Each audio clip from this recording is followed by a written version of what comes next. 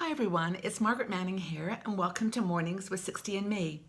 Today is Wednesday, it's October the 5th. So welcome to Wednesday. I've got my nice cup of tea this morning. I'm trying something a little different. It's actually called heartwarming tea and I wondered what was in it, so I looked up and it's got ginger, cardamom, basil, and then it's got pepper, black pepper, and chili. It sounds like the most bizarre cup of tea, and it's very, very tasty. You can taste the pepper in it, and I think we all know that pepper and ginger are good for you. It's all good spices, so it's a nice hearty tea. Good for the transitional days that we're going through in the Western Hemisphere, at least, where the days are getting a little cooler and the air has just got that crispness to it. I really like the autumn. I don't know what season you love the best, but I love autumn. So a couple of things I'd like to, first of all, remind you to stay tuned until the end of our show today because I've got a really lovely little gift I'd like to share with someone. I'll tell you about it a bit later. And also to thank you for being here. As always, I'm just so thrilled to know that you're out there listening to the world news and a couple of stories to uplift you, make you feel good this Wednesday.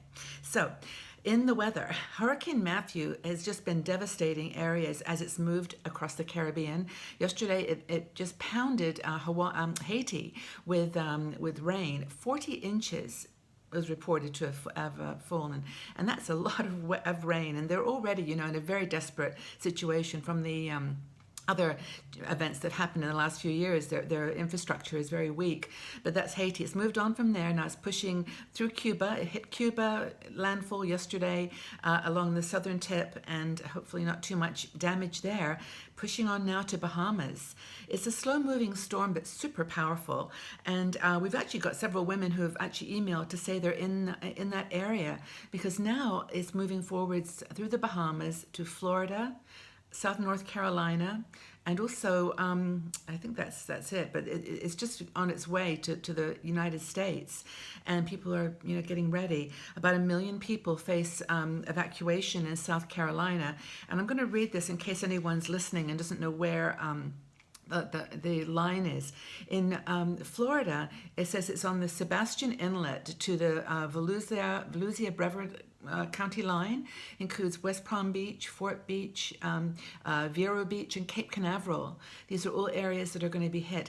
We've got a lovely lady. Her name is Dolores, and she said that she is in Florida, and she's really scared because it's her first time in the area and doesn't really know what to expect.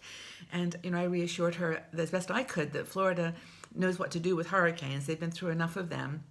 But Dolores, hang in there. We're all thinking of you, and don't try not to worry too much. But anyway, that's Hurricane Matthew pounding his way through the area. Now, in the United States, you woke up this morning, I'm sure, to the news about the debate last night between the two vice presidential candidates, Tim Kaine and Mike Pence. I watched some of it. I was really surprised at the amount of interruption and over-talking. Both of them did, but it was very intense. They were two individuals in their own right on stage, but they were really mostly talking about about Hillary Clinton and Donald Trump, and it was really quite energized. But they it was a game of defense and offense, and all the normal topics that we expected were raised, and there was a lot of discussion.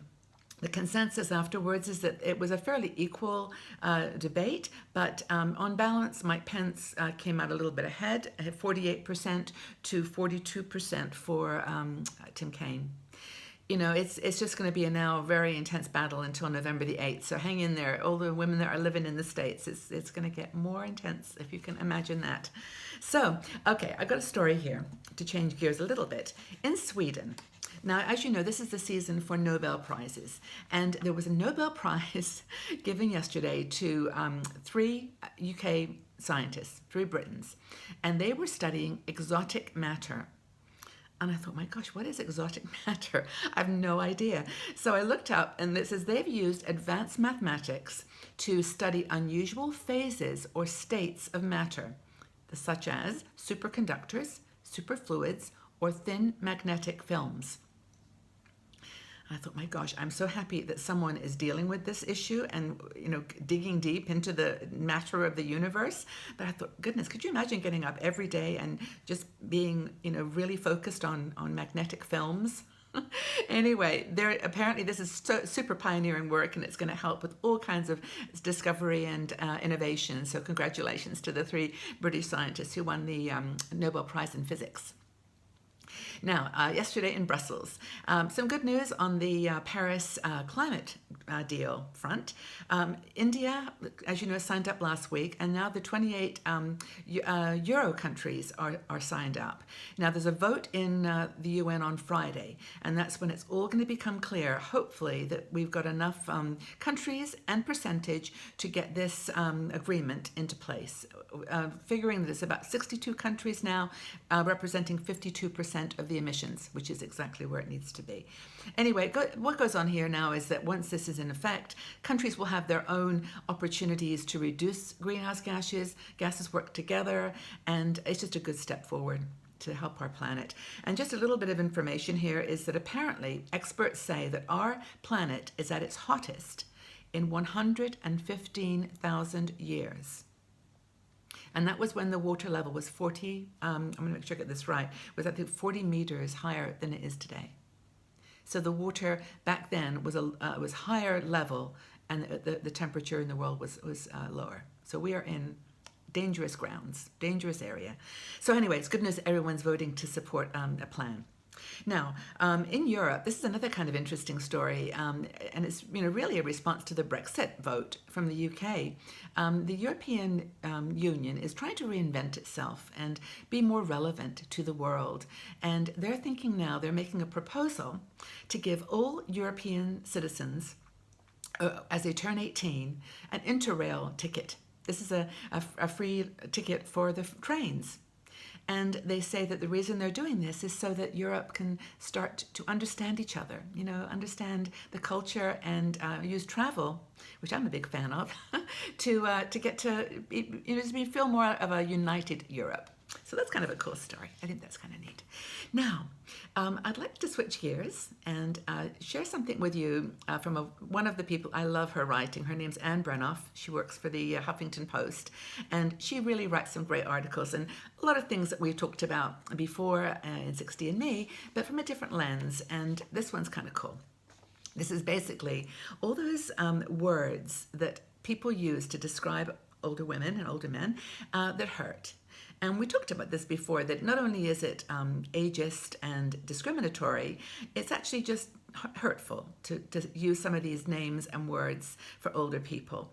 And, I've talked about some of my favorites, and, the honey and sweetie, but she runs through them as if she was speaking to people who use them, and just tells them how older women might feel when you start using this kind of language.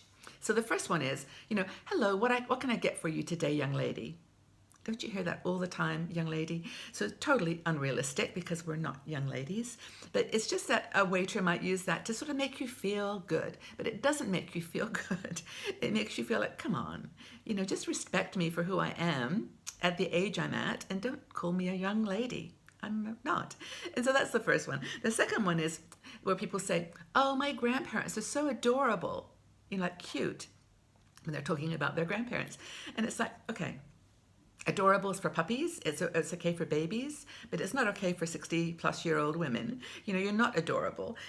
So let's just lose that one, Anne says, and, just be real. That's the second one. Next one is, wow, she's 70 years young. Back to the first one again. It's like as if there are things that you wouldn't do in your 70s that you might do when you were younger. That, oh, you're somehow, but 75 is old and bad, and being young is good. So that's reinforcing it. Now that's another one that sort of puts out when you're only 70, oh, you're not old. Well, you are, and older. But it's again putting that reinforcement that young is good, old is bad. So she advises to stop that. Another one that people use a lot is, wow, you don't look 60 years old. As if there was some way that you were supposed to look when you were 60 that's somehow different. We know this in your heart. As an older woman, you feel young. You feel who you are. And when people say, oh, you don't look 65, wow, it just makes you feel uncomfortable. At least it does me sometimes.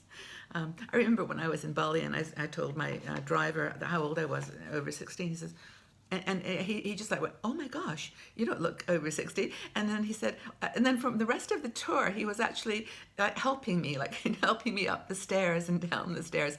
As I said, it's cool, really. Come in. I can deal with this. But it's just age sets an expectation for younger people that you're somehow not capable. So, the other thing is where we use phrases, we talked about this the other day, of course we say, oh, we're just having a senior moment. Or somebody will apologize for you saying, oh, it's okay, you're just having a senior moment. And of course, again, senior is bad, not senior is good. And so I guess the advice there is don't use the statements even yourself, because it just encourages people. So that's, actually there's a final one, I'm just looking at my notes here where she says, wow, you're an example that 60 is the new 40. And it isn't.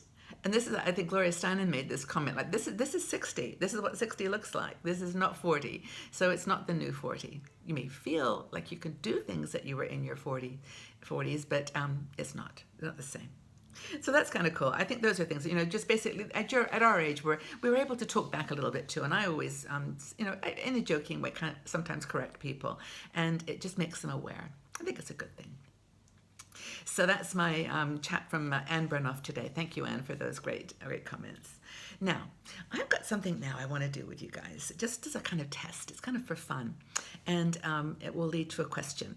Now, when I worked at Microsoft, I did a lot of interviewing. I interviewed a lot of new people for jobs, open positions, and Microsoft's kind of known for its tough interview questions. But I had one question that I always asked people, and I always got interesting answers, and it was a way for me to learn about them and learn what their priorities were, and also just what kind of people they were. So this is the question I would ask them. Okay, imagine that you're going on a trip, and you're getting onto a plane, and you have a choice. You can sit in business class, and you can choose one person to sit next to you to talk to during the trip, or if you can't decide which person, you can sit in economy, and then you can have two people to talk to for the length of the trip. So that's the scene. Then I would say to people, so where would you sit? And people would always then say, oh, I'd sit in business, or I'd love to sit in, or I'd sit in economy. They'd make some comment about where they would want to sit. And that in itself told me some things. But then the more interesting question was, once you decided, are you in economy with two people or in business with one person, who would be those people? Who would you put next to you? Who would you want to talk to for 6 hours or 7 hours on a flight? And this was always the point that things would go quiet. And people honestly just couldn't think who they would want to have sitting next to them. Now, and my condition was it can be someone alive or dead. Now, a lot of people would choose family members, so I eventually stopped saying that. I just leave it saying, because I wanted them to dig deep into the people that they would want to spend time with, maybe outside of their own family. So that was my question, and it was the most amazing conversation starter. We would, say, oh, that was really interesting that you would choose that person. And then, why did you choose that person? What qualities did they have that you're interested in? And it was always a very great conversation, and gave me great insight into this new person that was going to become a friend and perhaps a colleague. So that was my experience. Now, I just want you to think about that for a little bit. Hold that thought as to who you might choose. And then we've got a couple of more things to do, and then we'll finish. So I want to, first of all, give you the names of the people who won our gift yesterday, which was the Korean face mask. And those two people are Patricia Voll and Dolores Haddock. And congratulations to both of you. You will love them, hopefully. And if you just drop me a line and let me know where you are, give me your address, I can then send them in the post to you. And then you can enjoy a nice new facial mask. Now, I've got something today which I also want to give to someone, which, I'm kind of the eternal spring person here. So I'm trying to find a home for this beautiful scarf. Now, this is a really gorgeous scarf, in my opinion. I love it. It's got a beautiful border on the end, too, if you can see it. I'll show you. But anyway, I think it's gorgeous. And it's one of these scarves that's narrower than it is wide, so it's quite long. And I just think it's beautiful. So I would like to give this beautiful scarf to someone, and all you've got to do is leave a comment below. Let me know something about yourself, a comment about the things we've talked about today, or the answer to my question, which is, who is the one person that you would like to meet in real life? Someone that you admire, someone that you think would be interesting to talk to. Who is the one person in real life that you'd like to speak to? I think that's a really cool question. I hope you enjoy thinking about it and making a choice and putting it in the comment section below. We'll have a conversation about it, and hopefully it will get you off to a good start today. So, who is the one person you would like to meet in real life? Okay, everyone, well, have a fabulous Wednesday. I hope it's a really great day for you, and I'll see you all back here tomorrow on Mornings with 60 and Me. Take care, everyone. Bye-bye for now.